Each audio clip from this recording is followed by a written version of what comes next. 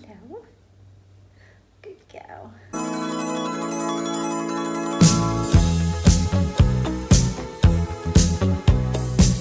So welcome to my channel if you're new. I'm Meg, this is Beyonce, and I make videos about eating disorder recovery. I'm recovering myself from anorexia, which I've had for a number of years. I was actually diagnosed when I was 14 and I've just turned 30. I wanted to make a video about some things that I've learned recently that have really changed how I've looked at the illness and helped me make sense of it and helped me to make some real progress in my recovery. So number one is extreme hunger, which I never knew about before. I just thought it was something wrong with me, but it's that feeling in you like you could eat and eat and eat and never ever stop, pretty much like you're a bottomless pit. Extreme hunger is a completely normal response from your body to being severely starved and restricted of food. It's basically just your body shouting out to you please go and eat some food, I really need some food. And when I've been ill, I've found I've lost interest in relationships, work, hobbies, anything, because it's not a priority for my brain. All my brain wants is food. So I think my big realization learning about extreme hunger is I'm not just a hugely greedy person. Anybody in the world would have this if they'd been put through the level of restriction that I'd put my body through. And also I will have this forever if I keep restricting. Literally think about that, forever. You will think about food and crave food and have this extreme hunger for the rest of your life if you keep restricting your food. And then I think my worry after learning about that was, but if I listen to this hunger, I'm just gonna eat and eat and eat forever and I'll keep gaining and gaining weight and it will all just spiral out of control. Realization number two, this won't happen because your body has a set point, which is a genetically determined set range where your body is happy and healthy, and you won't need to exercise or restrict or interfere in any way to maintain your body's weight because it's at its happy set point. And I kind of know this is true because when I recovered from a previous relapse, I basically ate and listened to extreme hunger, and my weight did go up, and then it kind of got to a point where it just didn't go up anymore, and I didn't have to adjust how I was eating or start restricting again. I still ate what I wanted, but I just didn't gain weight. My weight literally just plateaued. So it wasn't me getting to, BMI 20 and being like, okay, I'm healthy now, I'm going on a maintenance diet. My body just kind of sorted it out itself. But I think a big problem in recovery is the temptation to try and force your body to maintain below its set point. So you want to settle at a lower BMI than you should be. And maybe it's even technically healthy, on a BMI chart you could have hit the healthy zone, but your body doesn't give a fuck. Your body doesn't know what a BMI chart looks like. It knows its own healthy point, which might be here, and if a BMI chart's technically healthy point is here, your body's not going to be happy. So it's basically going to fight to try and pull your weight up to where it wants it to be by making you hungry, tired, think about food all the time, obsess about food. Anything basically to just get you to go and eat. And it was quite a big wake up for me to think, I can't determine what weight I should be. A doctor can't tell me what weight I should be. A BMI chart can't tell me what weight I should be. Only my body knows where it's happy and healthy. And as long as I'm trying to suppress my weight and force my body to maintain a weight below where my body wants it to be, I'm basically gonna have to live with an eating disorder. And honestly for me, I only need to lose a couple of kilos really below my body's set weight for my eating disorder thoughts to start kicking back in. So don't be fooled by this, oh but I'm not ill enough, I'm not skinny enough, I'm still in a healthy BMI range so I must be well, I can't be ill. Bullshit. In my experience, I just have to drop a bit of weight and my eating disorder kicks straight back in. And that was quite scary for me to think really, if I want to hold my weight at a certain point, I'm basically going to be on an eternal diet. For the rest of my life, I will be on a diet and have to restrict my food, which sounds horrible. But then I think my next fear is, well, what if my set point's too high for me? Aha moment number 3, you can radically accept your body. So if I'm being very honest, I would love my set point to be BMI 19, but it's not. It's just not. And I hate that I'm not naturally skinny or that some people naturally have a BMI of 19 and I don't. I literally hate that. But it doesn't matter how much I hate it, that's the reality and it's not gonna change it. If I could just let my body be where it needs to be and stop trying to fight it, then I could get on with living my life. And you don't have to love your body to be able to live your life. Like, I love the stuff that I can do when I'm in a healthier body, because I can live my life by my values. Like, if I want to hold a skinny body, then I have to restrict, compensate, plan my food like crazy, isolate myself, think about food a lot because it comes with the territory of restriction, crave food, fantasize about food, probably think about food more than I think about anything else in my life. And like, that is not me. That's not the person I want to be, and it's not what I value in life. But if I have a healthier body, then I can join in with people, I can go out for dinner and drinks, I can be with my friends and talk to them and actually like listen to them rather than thinking about what you're having for dinner later. I get my personality back, I can eat, I can sit down on the couch without thinking I have to jump up and do something. Like, those are more my values and more in line with the person I want to be. So it's almost like a toss-up between, do I want this skinny body, which I have to be completely not myself to have because it takes so much fucking effort? Or do I want to accept that my body is not meant to be like that, it's meant to be healthier, and maybe I don't love it, but like, look at everything I can do when I'm in this body. I think it was quite a big eye-opener for me to stop focusing on my body as much and think more about what I want from life and be more positive about life and more just accepting and neutral towards my body. Life positive, body neutral. And I think the next fear that would generate for me is, but how are you ever going to be happy if you're not skinny? Aha moment number 4, skinniness does not equal happiness. Does it, Beyonce? Look at her. And I used to argue this so much with my psychologist, because I used to say, but I like being skinny, it does make me happy, I feel good when I see small clothes or a low number on the scale or whatever body part is, whatever size, like, I like it, it makes me happy. And she used to say, that is not happiness. What you're getting from that is like a buzz. It's an artificial kind of happiness, but it's not real, meaningful happiness. You won't look back on your life and think, oh, thank God I fitted those jeans or I weighed that on a scale, because it's not real happiness.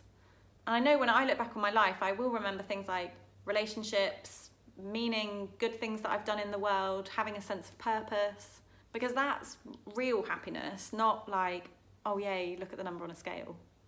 Right, I'm just gonna take a break from realizations for a second, make a cup of tea, and then I'll come back and do some more. There's the other cat. Hello, Stevie. Oh, hello, darling.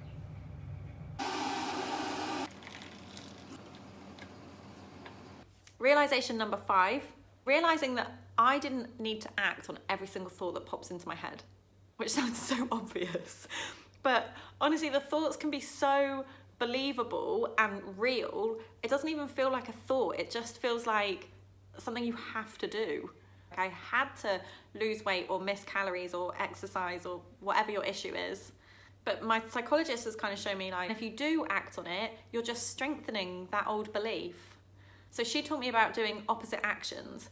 If I get a thought, just go and do the total opposite, because you're trying to break that cycle and not stay trapped in get a thought, do the action, get the thought, do the action. But at some point you need to get the thought, do opposite actions and break the cycle. And it wasn't a straight away realization, mind blown. I really had a hard time coming to terms with this, because I would say to her, like, yes, but I'm gonna feel awful and I'll be stressed and anxious and frustrated and feel fat and guilty and horrible. And she was basically like, so what? Go and feel those things. Like, feel anxious. You can tolerate feeling anxious. Distract yourself, do something nice for yourself, make yourself comfortable, but feel it, and don't try and use anorexia to make that anxiety come down. Don't go and compensate through another behavior. Being uncomfortable or anxious or frustrated or anything doesn't last forever, but if you're giving into the thoughts, your eating disorder cycle will last forever. Feel anxious, it never killed anyone. So she always used to say to me. So realization number 6, stop looking for a quick fix and stop running back to anorexia. Again, that sounds so obvious. I'm really not good at feeling uncomfortable or putting up with things like weight gain or fear foods or anything that just makes me anxious or uncomfortable, I'm just like, nope, don't want to do it, don't want to do it. It's gonna make me feel shit. I just want to feel okay now. Just no. So she's spent a lot of time like getting me to step back and look at the bigger picture of my eating disorder and of my life, and like, what do I want from it? Do I want every day to be missing calories, losing weight, whatever, because it's making me feel better just now? Or do I actually want a life where I can go out for dinner with people and join in and have a personality, not isolate myself, be fun, have a job, go to university, have children, like whatever your goals are in life? Yeah, I think recovery is uncomfortable. Like, don't look for that short-term fix all the time, because that's just going to keep you trapped in the illness. Like, be patient, be uncomfortable. It will not last forever, and give your brain time to relearn. Okay, that leads to number 7. No, maybe this is better. 7. Recovery is rewiring your brain. I've actually got a psychology degree, but I am by no means a professional, and I'm going to give my very amateur take on what this means. So our brains are made up of a load of neurons that fire and build neural networks, and that forms the basis of our habits, behaviours, thoughts, memories, everything. Neurons that fire together wire together. The more you practice a behaviour or a belief, the more your neurons are building networks, and the more entrenched that behavioural belief becomes. My psychologist gave me an analogy of your neural paths being like sledge tracks in the snow. And the more you take a sledge down one single track, the more entrenched that track becomes. And so this track is like our eating disorder track. And if you now want to practice a new behaviour or take your sledge across a different path, build different neural networks, like, what the fuck? You've just got snow. So it's difficult, but I think her point with this is like, it doesn't happen straight away. You can't do a behaviour once and think your whole brain's going to be rewired. Like, that one trip you take in that sledge is still not a very defined track. You need to repeat your behaviours again and again and again before that new neural path like becomes your norm, basically. It helped me a lot to think like, again, be patient, be consistent as well. Don't try a fear food once and then freak out and never ever try it again, because you're still then just going straight back to your old sledge paths. And challenge, repeat, do not compensate, challenge, repeat, be patient, be consistent, let your brain rewire. Aha moment number 8. Oh wait, fuck's sake. I think I was trying to do that. Aha moment number 8. Your metabolism is not broken. And same with like learning to process and digest foods again. Your body will learn it, but it needs the food to be able to. And obviously I'm not talking about if you have genuine allergies or intolerances or like take medical advice there, like I'm not a doctor or anything like that.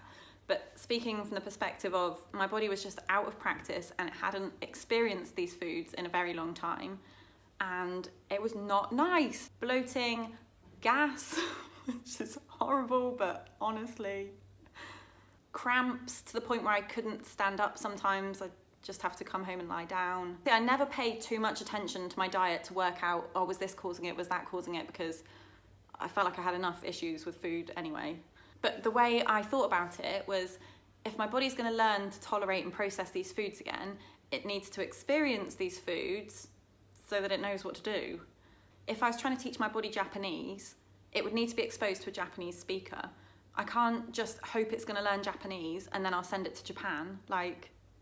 And that really helped me a lot. If I was tempted to restrict or miss bits out, or like yo-yo if I'd weight gained one week and then I thought, okay, I'm going to eat less next week, it helped me to think like, my body is not going to learn what to do with this food if it can't trust that I'm giving it regularly. If I start restricting again, if I leave a whole food group out or a certain food type, like, my body needs the food, it needs exposure to the food to be able to learn what to do with it. Aha moment number 9, which I'm not going to be able to do without dropping the cup. 9.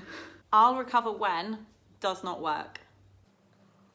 I think I did this a lot when I was younger in my illness. Like, I'll recover when I've got a good group of friends or a boyfriend or a job or XYZ. But I think I've kind of realised with age, I guess, like, whilst you've got your eating disorder, it is consuming everything about you, and you have no space mentally, physically, emotionally, socially, anything to let any other part of life in.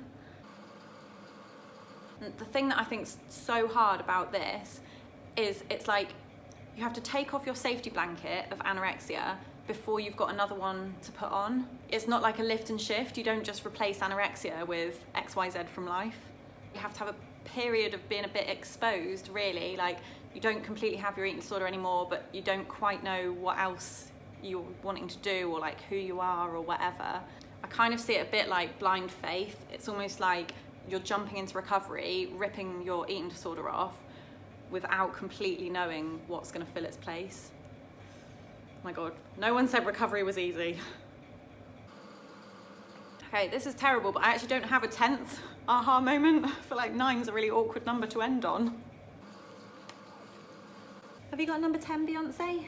Beyonce's a mute. She's probably got a brilliant number 10, but she just can't tell us. Actually, holding her has just reminded me of something I heard on one of Tabitha Farrar's podcasts. One of her guests was talking about set point and everyone's built different, and if you're not supposed to naturally have a BMI 19, then that's just it, you're just not. And she gave animals as an example. So she actually talked about dogs, but she was saying all dogs are built completely different, like whippets, poodles, bulldogs, Jack Russells. Literally can't think of another type of dog. Pomeranians. Yeah. Alsatians. And all of these dogs are just made completely differently, and like you wouldn't go and say to a whippet you need to grow curly hair like that poodle, and then you wouldn't go and say to the poodle you need to lose weight so that you're the same freaking skinniness as the whippet. And it helped me so much to think, like, I am not a whippet. I'm not built to be a whippet. I'm not naturally dead skinny in the same way I don't naturally have friggin' poodle hair. But that's just how I'm built, and like that's my biology, and I can't fight my biology without a struggle. So like if I want to turn myself into a whippet, maybe I can, but at what expense? And I just really love that analogy, like we'd never force it upon a poodle. So why are we forcing it upon ourselves? And that's not really a number 10, but it was Beyonce's, so I better include it. So I really hope it's helpful sharing some of the awesome things that my psychologist has taught me. I feel like it's really helped me push past like blocks in my recovery and, I don't know, commit to it really, and not just settle for that being slightly disordered, slightly well, weird grey period that you can get stuck in. What do you think? I think I want stroking. By the way, Brendan calls this clapping the cat. Apparently it's Scottish for stroke, you give it a clap. Which to me sounds more like some kind of illness, but let's not go there. Anyway, lots of love to everyone. Thanks for watching, and you can subscribe to my channel, leave me comments, and I can chat to you below, and I'll post again next week.